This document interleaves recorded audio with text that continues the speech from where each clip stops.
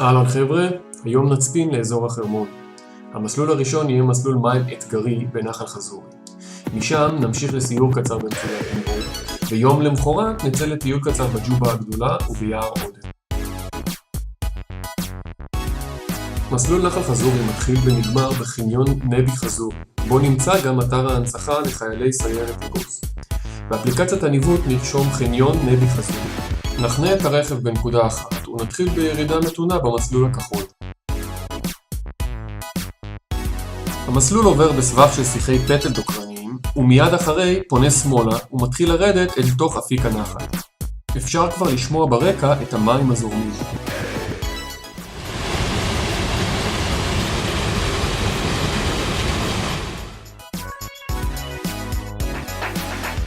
אורך המסלול הוא בין 5 ל-6 קילומטר, ורובו בצל ועם מים. הקפידו להביא נעליים שמתאימות להליכה במים, וכ3 ליטר מים שתייה לאדם.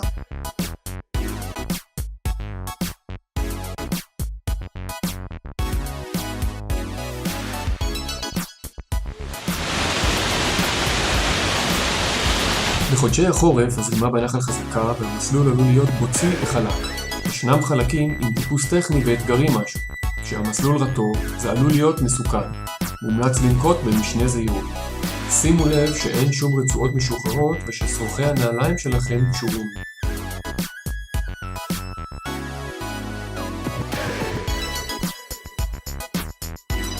נמשיך להתקדם במסלול הכחול עד שנגיע לצומת שבילים עם המסלול השחור בנקודה מספר 2 במפה. נפנה שמאלה במסלול הכחול ונתחיל בעלייה לכיוון מבצר נמרוד.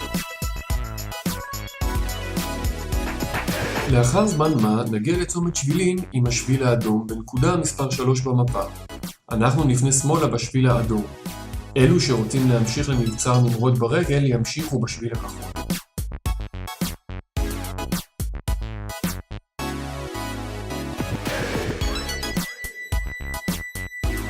נתקדם בשביל האדום כאשר מאחורינו ניתן לראות את מבצר נמרוד ומלפנינו את הר החרמון.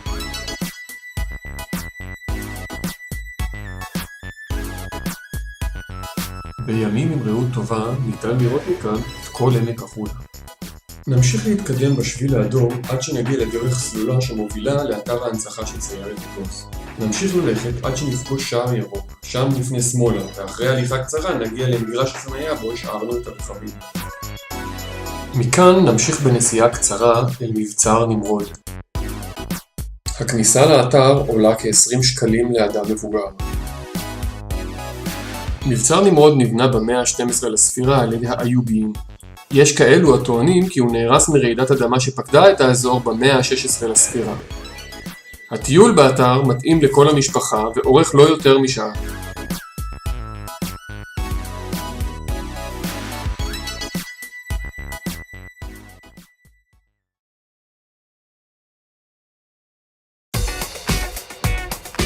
הג'ובה הגדולה הוא בקע וולקני שנמצא ליד היישוב עודן.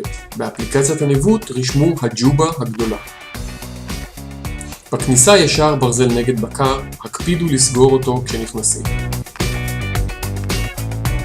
המסלול מתאים לכל המשפחה ואינו ארוך. מומלץ לעשות בחורף או באביב כשהכל פורח.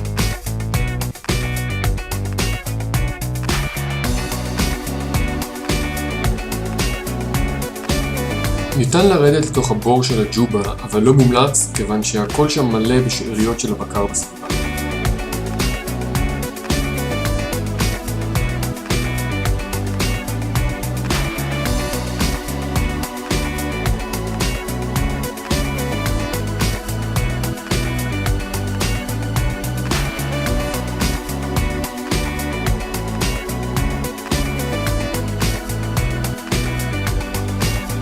נחזור למגרש החניה ונמשיך עם הכביש צפונה לכיוון מסעדה. במסעדה נפנה ימינה לכיוון יער עודן ונמשיך בנסיעה.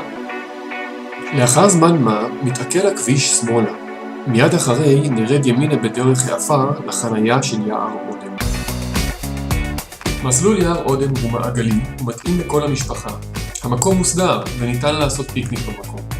נתקדם בשביל הכחול בדרך העפר עד שנגיע לשלט בדרך. נמשיך עם השביל הכחול ונפנה ימינה בין העצים.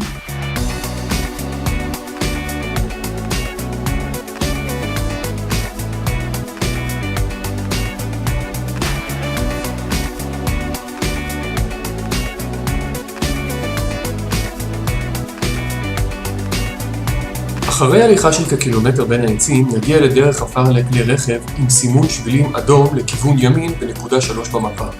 נפנה ימינה ונמשיך בדרך העפר לכיוון הכביש ולכיוון מגרש החנייה בו השארנו את הרכב.